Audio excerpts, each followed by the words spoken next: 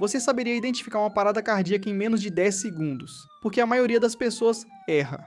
E esse erro pode custar uma vida. Existe um sinal que quase ninguém reconhece, e ele aparece justamente nos primeiros segundos. Se você aprender isso hoje, pode salvar alguém da sua família amanhã. Uma parada cardiorrespiratória, ou PCR, acontece quando o coração para de bater de forma eficaz e a respiração deixa de acontecer. Isso significa que o sangue não está mais circulando como deveria pelo corpo. Sem essa circulação, o oxigênio não chega ao cérebro e aos órgãos vitais. E sem oxigênio, as células começam a morrer em poucos minutos. Por isso, essa é considerada uma das emergências médicas mais graves que existem. Diferente do que muitos pensam, a PCR não é algo raro ou distante da realidade. Ela pode acontecer em casa, na rua, no trabalho ou até durante atividades simples. Muitas vezes ocorre de forma súbita, sem aviso claro. E é exatamente por isso que saber identificar os sinais rapidamente faz tanta diferença, porque nesse cenário, informação pode literalmente salvar uma vida. Além disso, entender o que é a PCR ajuda a reduzir o pânico na hora crítica. Quando você reconhece o que está acontecendo, consegue agir com mais clareza. E agir rápido é o ponto mais importante em qualquer parada cardíaca. Não se trata de ter equipamentos avançados, mas sim de reconhecer e reagir. E tudo começa com a identificação correta da situação.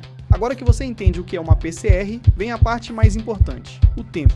Quando o coração para, o relógio começa a correr imediatamente. A cada minuto sem intervenção, as chances de sobrevivência diminuem drasticamente. Em poucos minutos, o cérebro começa a sofrer danos irreversíveis. E isso pode acontecer antes mesmo da chegada do socorro profissional. Estudos mostram que agir nos primeiros minutos pode dobrar ou até triplicar as chances de sobrevivência. Isso acontece porque você mantém o fluxo mínimo de sangue para o cérebro. Mesmo uma intervenção simples já faz uma enorme diferença. E é justamente por isso que reconhecer rapidamente os sinais é tão essencial. Não é sobre perfeição, é sobre velocidade e decisão. Muitas pessoas hesitam por medo de errar ou de não ter certeza. Mas, em uma PCR, a indecisão pode ser mais perigosa do que qualquer erro. As diretrizes médicas são claras. Na dúvida, é melhor agir, porque esperar pode custar tempo precioso que não volta. E entender isso muda completamente a forma como você reage diante de uma emergência. Nem toda pessoa que cai ou perde a consciência está em parada cardiorrespiratória. O desmaio, por exemplo, é uma perda temporária de consciência com recuperação rápida. Na maioria dos casos, a pessoa volta sozinha em poucos segundos ou minutos, e geralmente ainda há respiração e circulação presentes. Já na PCR, a situação é completamente diferente e muito mais grave. Na parada cardíaca, a pessoa não responde a estímulos e não respira normalmente. Não há sinais eficazes de circulação, o que torna o quadro crítico. Diferente de convulsões ou desmaios, não há recuperação espontânea. Sem intervenção, a tendência é piorar rapidamente. E é isso que torna essencial saber diferenciar essas situações. Um erro comum é achar que a pessoa vai voltar sozinha, como em um desmaio. Esse pensamento pode atrasar uma ação que deveria ser imediata. Por isso, sempre observe os sinais principais com atenção. Se não há resposta e não há respiração normal, pense em PCR. E diante dessa suspeita, o tempo não pode ser desperdiçado. O primeiro sinal que você deve observar é a inconsciência da vítima. Isso significa que a pessoa não responde quando você fala ou toca nela. Ela não abre os olhos, não se mexe e não reage a estímulos. É como se estivesse completamente desconectada do ambiente. E esse é um alerta inicial extremamente importante. Na prática, isso pode ser identificado ao chamar a pessoa em voz alta. Você pode perguntar se ela está bem e observar qualquer reação. Se não houver resposta, é preciso agir imediatamente. Esse é o momento em que você começa a suspeitar de algo grave, e não deve ignorar esse sinal esperando melhora espontânea. A inconsciência por si só já indica uma emergência, mas quando ela vem acompanhada de ausência de respiração, o risco é máximo. Por isso, esse é apenas o primeiro passo da avaliação.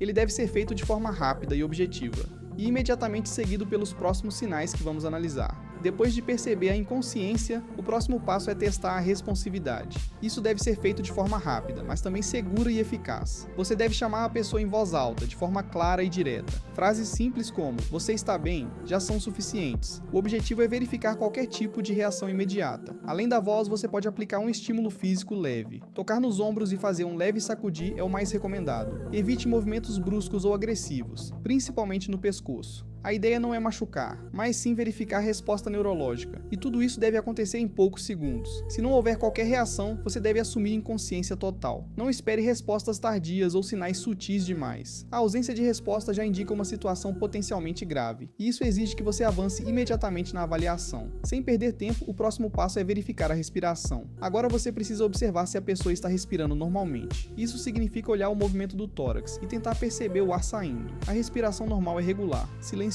e contínua. Qualquer padrão diferente disso deve chamar sua atenção, e essa análise deve ser feita rapidamente. Você pode aproximar o rosto para sentir o ar e observar o peito. Olhe, escute e sinta. Esse é o princípio básico. mas tudo deve acontecer em até 10 segundos no máximo. Se não houver respiração ou ela estiver estranha, isso é um alerta, e pode indicar uma parada cardiorrespiratória em andamento. Muitas pessoas cometem o erro de confundir respiração anormal com normal. Ruídos, engasgos ou movimentos irregulares não são respiração eficaz. Existe um tipo de respiração que pode enganar completamente quem está avaliando, a respiração agônica. Ela não é uma respiração normal, mas pode parecer que a pessoa ainda está respirando. Geralmente é irregular, com sons estranhos, como engasgos ou suspiros fortes. Pode haver intervalos longos entre uma respirada e outra, e isso faz muita gente acreditar por engano que não é uma PCR. Esse tipo de respiração acontece porque o cérebro ainda tenta reagir à falta de oxigênio, mas isso não significa que a circulação está funcionando adequadamente. Na prática, a pessoa já está em parada cardiorrespiratória, e cada segundo perdido interpretando isso errado pode ser fatal. Por isso, reconhecer esse padrão é extremamente importante. A regra é simples: se a respiração não for normal, considere como ausência de respiração. Não tente racionalizar demais ou esperar melhora. Respiração agônica é sinal de emergência grave, e deve ser tratada como PCR até prova em contrário. Essa decisão pode ser o que separa a vida da morte. Muita gente acha que precisa checar o pulso antes de tomar qualquer decisão, mas na prática isso pode mais atrapalhar do que ajudar. Encontrar o pulso corretamente exige treino e experiência, e em situações de estresse até profissionais podem ter dificuldade. Por isso, essa etapa não é obrigatória para leigos. As diretrizes atuais indicam que se a pessoa está inconsciente e não respira normalmente, você já deve agir. Ficar procurando o pulso pode atrasar o início das compressões, e esse atraso pode reduzir drasticamente as chances de sobrevivência. O foco deve ser reconhecer rapidamente